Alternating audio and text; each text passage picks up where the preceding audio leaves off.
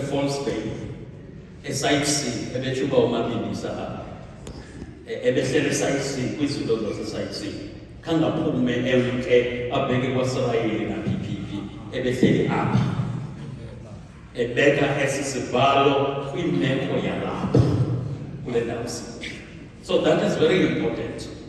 So ke bobawo masiyiphicothe le ncwadi. Mkhokhela umuntu ovula le ncwadi. Ungakhawulezi umkhwabele izandla, umkhwabele after ufile. Ungayikhwabe savula, ungazazi injongo zokuyivula kwakhe.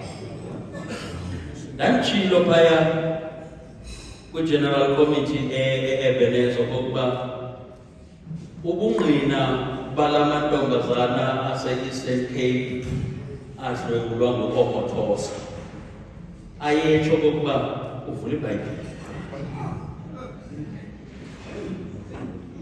Vula iBhayibhile kuqala ukwenzela uba ancamathelise yonke ingcinga yakho kule ukuze emveni koko akwazi ukwenza lafuna ukuyenza.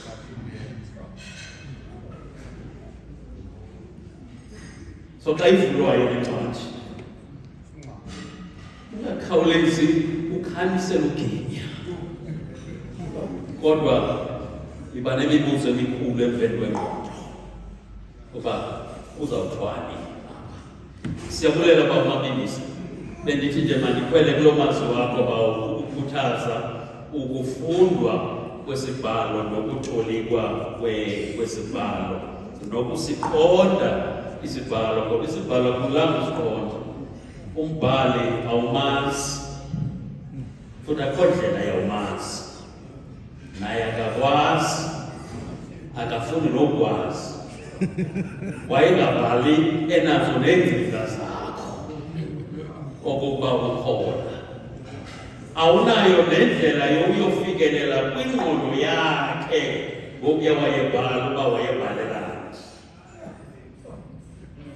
Ungenayo nengqondo yokuyofika kumbhalelwa owayebhalelwa okokuba wayebhalelwa kuba kutheni. So ke ithi ke loo nto sifuneka sijule ukuyifunda le ncwadi. Sithi xa sincokola singabefundisi, we wonder okokuba bendive komnye umama kule mingcwabo ke ndihambe umisa ke ngokula nto kukho laa ngubo siyayishiywe nguPawulos kula ntombazana kuFilipi.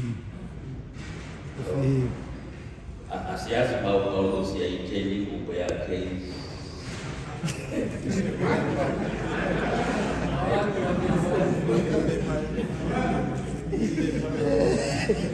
Esiyoshiyeka kwaFilipi. So uyaleza ke ngomnye umzalwane kwaba bayaleza wayilibala ingubo yakho.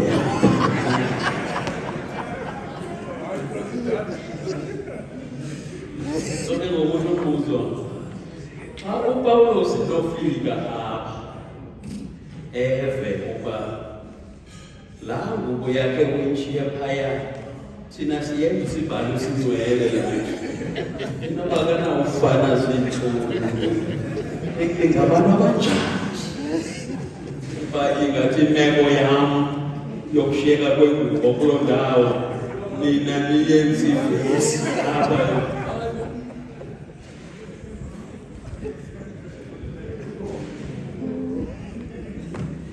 Siyabulela.